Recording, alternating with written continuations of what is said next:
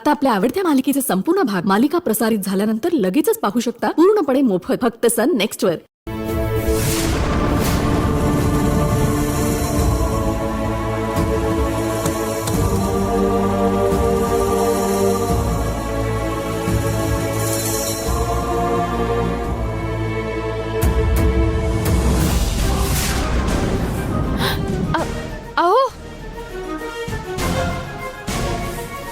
माझं जरा ऐका. गंगा जरा थांब.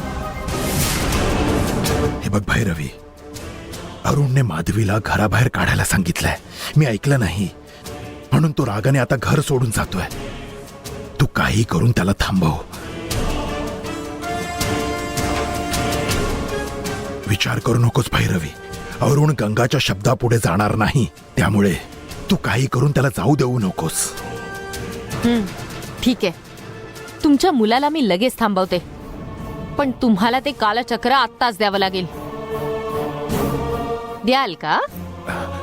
काय ग भैरवी, ही काय कालचक्र मागायची वेळ आहे का? आधी तू त्याला घरातनं बाहेर जाण्यापासून थांबवण्याचा प्रयत्न कर. कालचक्राबद्दल आपण नंतर विचार करू. आपण हा महाल सोडून गेलो तर कालचक्र मिळवूच शकणार नाही. राजशेखर साठी नाही तर आपल्यासाठी तरी अरुणला थांबावं लागेल.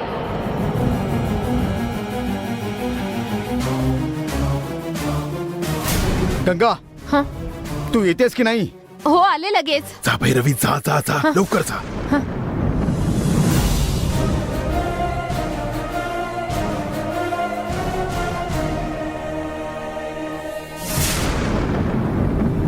चल जाऊया. थांबा हो. काय हो, मी माधवीला घराबाहेर काढायला सांगितलं होतं ना, पण तुम्हीच का हा महाल सोडून जाताय? हे तुमचं घर आहे ना, तुम्ही इथेच राहायचं. तुम्ही का म्हणून घर सोडून जायचं? चला आतमध्ये. बाबांनी कान भरलेत का तुझे? बाबांचं ऐकून तू मला थांबवतेस का? मग तू सुद्धा इथेच थांब. मी आणि देवसेना जातो. मी बाबांनी सांगितलं म्हणून बोलत नाहीये. कोणा तिसऱ्या बाईसाठी तुम्ही हे घर सोडून जायचं मला पटत नाहीये. एवढंच नाही, त्या माधवीची नियत ठीक नाही हे माहीत असून सुद्धा बाबांना एकटं सोडून जाणं योग्य नाही. ऐकावं माझं जरा, नका सोडून जाऊ हे घर. जर मी इथे राहिलो ना तर देवसेनेला काहीतरी होईल. मी इथे असताना देवसेनेला काही होऊ देईन का? देवसेनाकडे मी स्वतः लक्ष ठेवेन, पण तुम्ही घर सोडून जाऊ नका. नाही, इथून जाणंच आता मला योग्य वाटतंय. हे बघा, माझ्यावर तुमचा विश्वास आहे की नाही? पण तू आता असं का विचारतेस? सांगा ना, माझ्यावर तुमचा विश्वास आहे की नाही? आहे ग गंगा. मग तुम्ही माझ्यासोबत या. एक गंगा,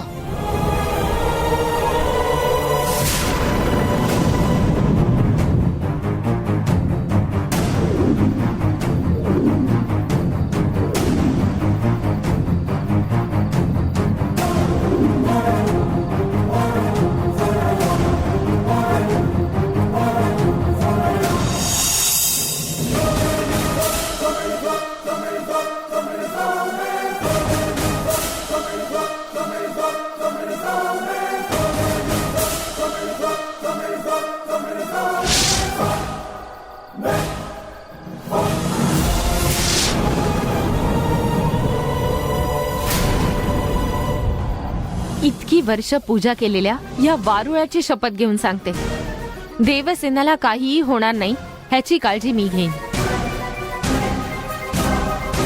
मी वचन देते.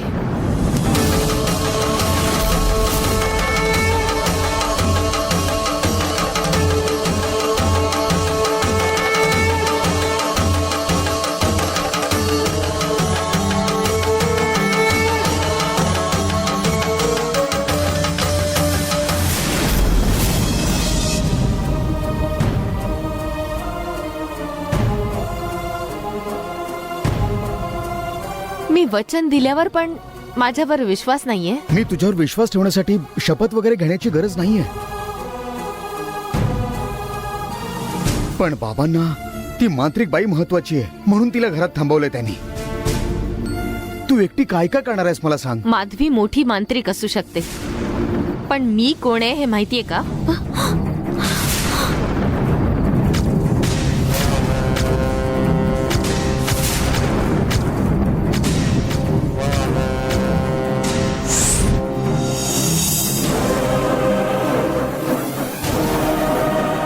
मी नाग मातेची जवळची भक्त आहे.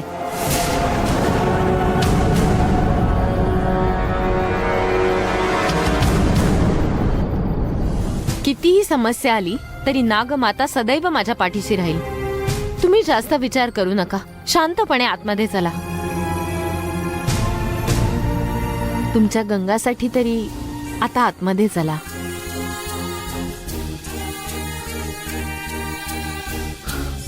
ठीक आहे गंगा, माझी पण तशी इच्छा नाही आहे, पण मी तुझ्यासाठी म्हणून आतमध्ये येतोय. चला.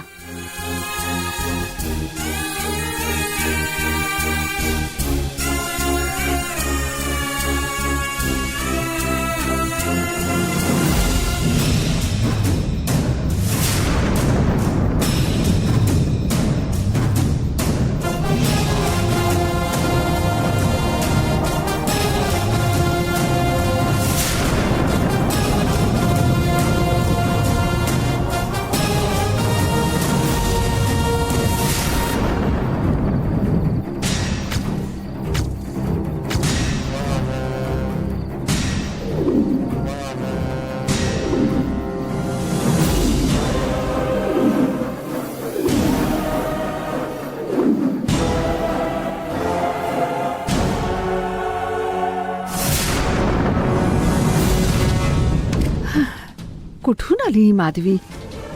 दादाने पण तिला डोक्यावर बसवून ठेवलंय. आपलं नशीब इतकं फुटकं आहे का? ही का अशी बसलीये?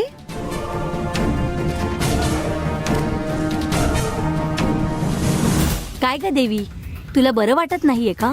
आपल्या महालात काय काय घडतंय याचाच विचार करत बसले मी. आम्ही पण त्याच विषयावर बोलायला आलोय. आता बोलून काय होणार आहे? एका परक्या बाईसाठी दादाने मलाच माझ्या खोली बाहेर काढलंय.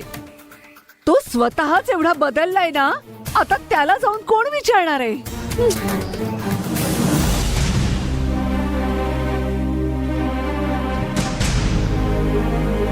विचारणारं कुणी नाहीये असं का बोलतेस? आपण अरुणला बोललो तर तोच जाऊन विचारेल ना. काय झालं आत्या? कोणाला काय विचारायला सांगता तुम्ही? घरात आग लागली होती आणि त्यात देवसेना अडकली होती, माहितीये ना तुला? गंगाने सांगितलं मला आत्या. त्या सगळ्या गोष्टींमागे ती माधवीच कारणीभूत आहे. हो अरुण, त्या बाईसाठी दादाने मलाच माझ्या खोली बाहेर काढलं. त्या माधवीला दादाने खूपच डोक्यावर ठेवलंय अरुण. बाबांचं वागणं मला अजिबात पटत नाही. माधवीला घराबाहेर काढा हे सांगितलं तरी सुद्धा ते ऐकत नाहीत. मी रागाने घर सोडून चाललो होतो, पण गंगाने मला थांबवलं. आता यापुढे आणखीन काय बोलायचं मला काहीच कळत नाही. माधवीचे इतर राहणं सुद्धा मला आवडत नाहीये. अरुण, माधवीच्या विरोधात तू काहीतरी करशील असं आम्हाला वाटलं. माधवी स्वतःहून जात नाही तोपर्यंत मी काही करू शकणार नाही. अरे काय हे अरुण असं का बोलतोय? याला जायचं तर जाऊ दे, पण आपण सगळ्यांनी मिळून माधवीला घराबाहेर जायला भाग पाडू. जो विचार मी करते तेच बोललीस तू.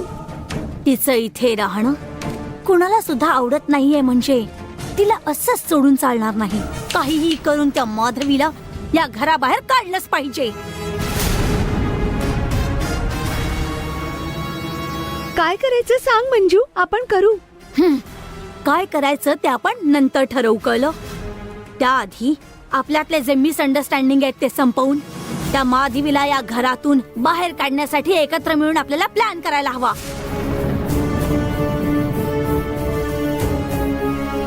आपण सगळे एकाच घरातले आहोत. आपण कितीही भांडलो तरी शेवटी एकत्रच राहणार. पण ती माधवी आपल्या घरातली नाहीये. आपण सगळ्यांनी एकत्र येऊन त्या माधवीला या घरातून पळवून लावण्याची शपथ घेऊया. या घेतली शपथ.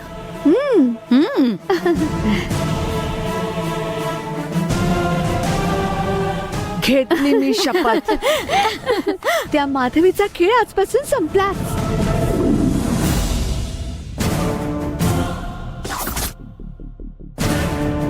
म्हणजे विच्छूकडे असलेलं कालचक्र आता मूर्तीकडे असं म्हणायचं का तुला? नक्कीच ते मूर्तीकडेच आहे.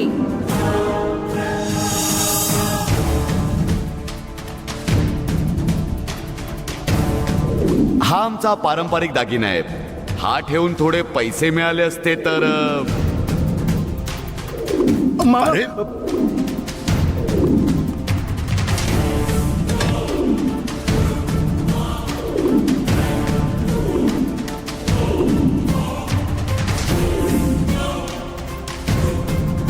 या सगळ्यावरून तरी असंच वाटतंय की ते कालचक्र मूर्तीकडेच असलं पाहिजे. थेट जाऊन त्याला विचारलंच पाहिजे.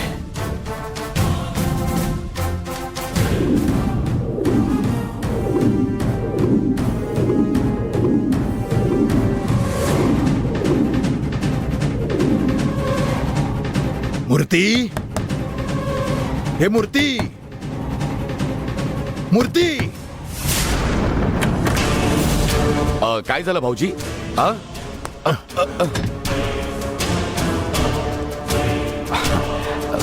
अहो भाऊजी, तुम्ही इथे कशाला आलात? पद्माकडे निरोप पाठवला असता तर मी स्वतः आलो असतो ना. मूर्ती कुठे आहे? तो तर बाहेर गेलाय, पण काय झालं भाऊजी? त्या दिवशी तू तुझ्या कुटुंबाचा पारंपरिक दागिना आणला हो, होतास ना? भाऊजी. तो दागिना आता कुठे आहे? मूर्तीने तो विच्छूच्या खोलीतून चोरला हे भाऊजींना कळलं की काय? अरे कसला विचार करतोय? तू पारंपरिक दागिना बोलत होतास, तो आता कुठे आहे? भाऊजी, तो दागिना कपाटातच आहे भाऊजी. जा, तू जाऊन घेऊन ये. अरे जा, भाऊजी, कसला विचार करतोय? ते भाऊजी म्हणजे ते काय? अरे लवकर दाखव ना. हो दाखवतो भाऊजी.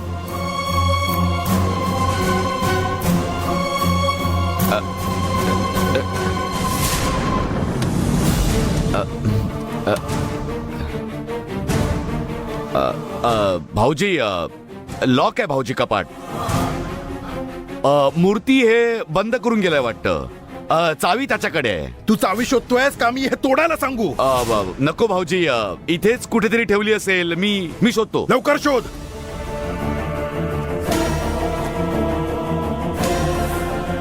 अरे तिथेच काय रापत बसलाय? अरे मग नीट नाही. सगळीकडे शोध ना. हो शोधतो भाऊजी.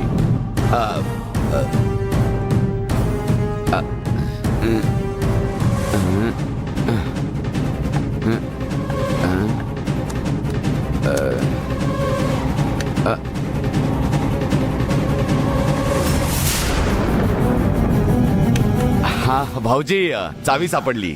जा मग उघड. हो ठीक आहे भाऊजी. जा मग लवकर हो उघड. हो.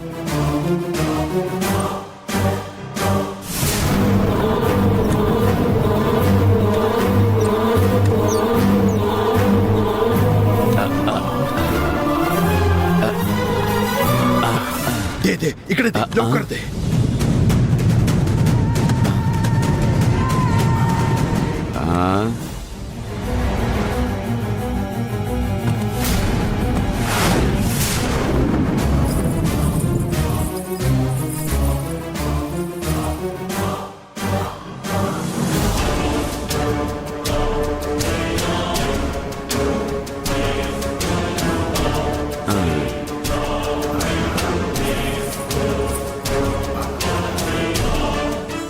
काय रे, त्या दिवशी तू हेच दागिने देऊन पैसे मागत होतास का? हो भाऊजी,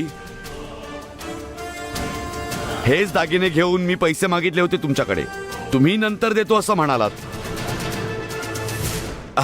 पण मला जे पैसे हवे होते ते एक बिझनेसमॅन मला देतो असं म्हणाला. म्हणून मूर्तीने हे दागिने परत आणले तुमच्याकडून. म्हणजे त्या दिवशी याने खरंच दागिनेच आणले होते. आपण उगाचच माधवीचा ऐकून याच्यावर संशय घेतला. कसला विचार करताय भाऊजी तुम्ही? यातलं तुम्हाला काही हवंय का? नाही रे, पारंपरिक दागिने बोललास ना म्हणून बघावेसे वाटले. तुम्हाला हवे असतील तर सगळे घेऊन जा नाही, भाऊजी. मला नको आहे. हे नीट सांभाळून ठेव. ठीक चल आहे येतो. भाऊजी.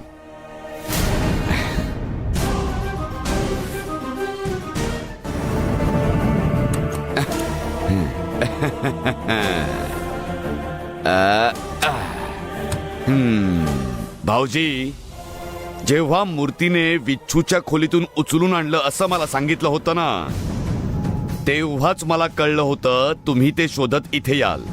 म्हणूनच ती वस्तू दुसरीकडे ठेवून या पेटीत मी दागिने ठेवले.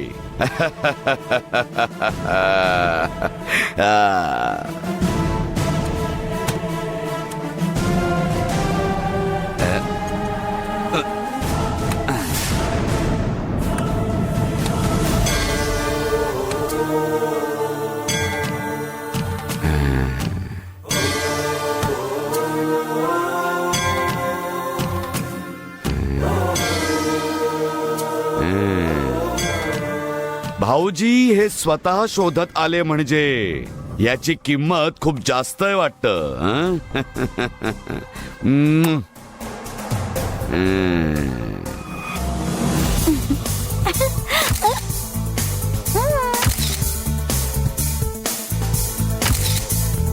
आल्या आल्या लग्नाला होकार देऊन लग्नानंतर लगेचच मी मलेशियाला सेटल होईन असं वाटलं होतं.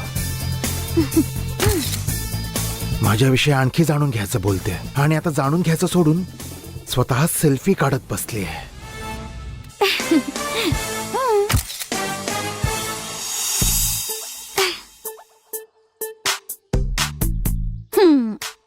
एक सुंदर मुलगी सेल्फी काढत असताना तिच्यासोबत जॉईन होऊन सेल्फी काढावंसं नाही वाटत? तू बोलवण्याचीच मी वाट पाहत होतो. मी नाही बोलवलं तरी तुलाच बाजूला येऊन उभं राहावं लागेल. हे, आता सांगितलंस ना. आता बघ मी कसा बाजूला येऊन उभा राहत होते.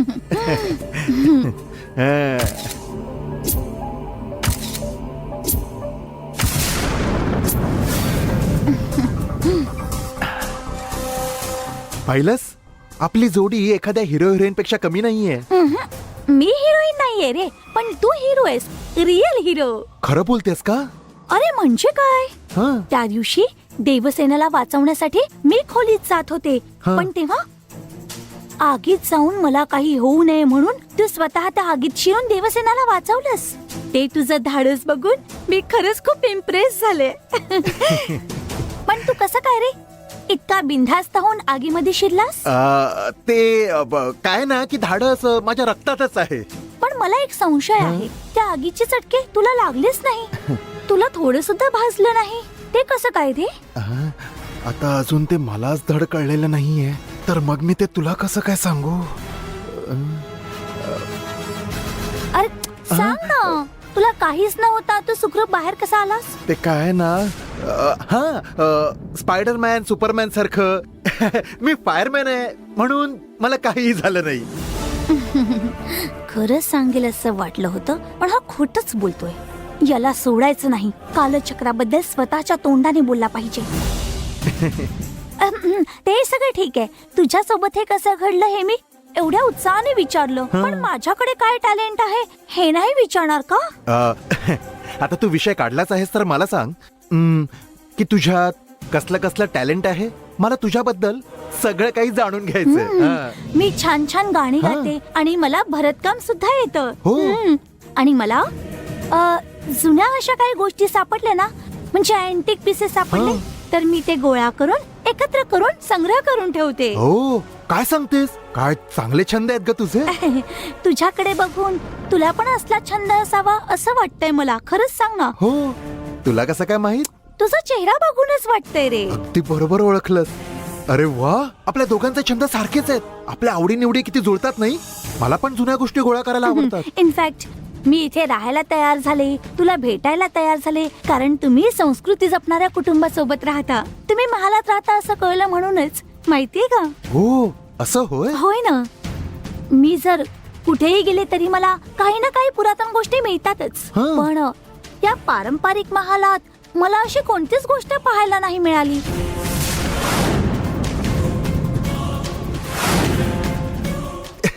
त्यात काय? अगं, एखादी अँटिक वस्तू आपण विकत घेऊ की? बाहेरून का विकत घ्यायची? तुझ्याकडे अशी कोणती वस्तू असेल तर तू मला गिफ्ट करू शकतोस. माझ्याकडे अशी कुठली वस्तू असणार? विचार करून बघ तरी, नक्कीच आठवेल. माझ्याकडे फार फार तर 10 जुन्या पॅन्ट आणि शर्ट असतील. या थोडीच हिला देणार. मी धर्माकडे चौकशी केली माधवी. तू सांगितल्याप्रमाणे मूर्तीकडे असं कुठलंही कालचक्र नाहीये. त्याच्याकडे दुसरीच कुठली तरी शक्ती आहे. नाही, माझ्या शक्तीवर मात करणारी शक्ती फक्त आणि फक्त कालचक्रामध्येच असू शकते. कालचक्र मूर्तीकडेच आहे.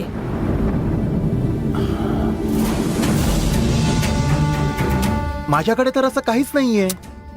नीट विचार करून बघ ना, नक्कीच काहीतरी असणार. अग, जेव्हा तू असं प्रेमाने बोलतेस ना, तेव्हा किती सुंदर दिसतेस ग.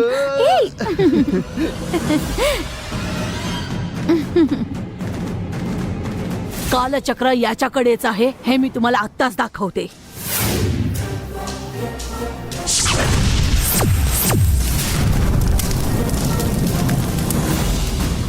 फॉरेन मध्ये मी जमवलेल्या सगळ्या अँटिक गोष्टी तुला दाखवते. हे माझ्या ओळखीतल्याने एकाने बाहुली दिली होती. असं? ही बर्मनच्या राणीने वापरलेली सुंदर टोपी आहे. ही पूर्णपणे मोत्याने घडवलेली अँटिक चेन आहे. एवढंच नाही, जुन्या जमान्यात वापरलेले कॉस्मेटिक सुद्धा आहेत. बघ ना, इथे बघ, हे बघ ना, हे आहे ते मी खूप म्हणजे खूप शोधून विकत घेतलेलं आहे. हे बघ ना, इथे कळेल तुला. अरे, मूर्ती! अरे बापरे, पॅन्ट काढ ना. मी पॅन्ट काढतो, तू तिकडे बघ. हा, ओके. अरे बापरे, लवकर लवकर. अरे काढली की नाही? अजून काढली की नाही? मूर्ती ऐक ना. अरे रे,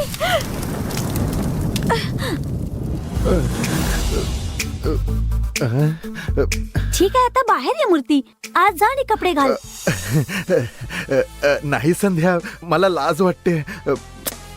कोणी मला असं ह्या अशा अवस्थेत पाहिलं नाहीये ना.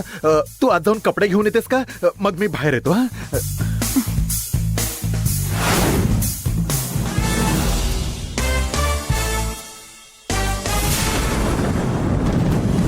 हे घे. त्या दिवशी त्याच्याकडे कालचक्र होतं म्हणून आगीतून वाचला तो. आता त्याच्याकडे कालचक्र नाहीये म्हणूनच मी लावलेल्या आगीचा त्याला चटका बसलाय. हो ग माधवी, तुझं म्हणणं अगदी बरोबर आहे. ताच ह्याची धुलाई करतो आणि कालचक्र कुठे आहे ते विचारतो. घाई करू नका. फक्त आपल्याला माहित असलेली गोष्ट त्याच्यासोबत असलेल्या त्या मुलीला सुद्धा कळली नाही पाहिजे. नाहीतर ते गुपित सगळ्यांना कळेल. याला कसं विचारायचं हे मला माहितीये.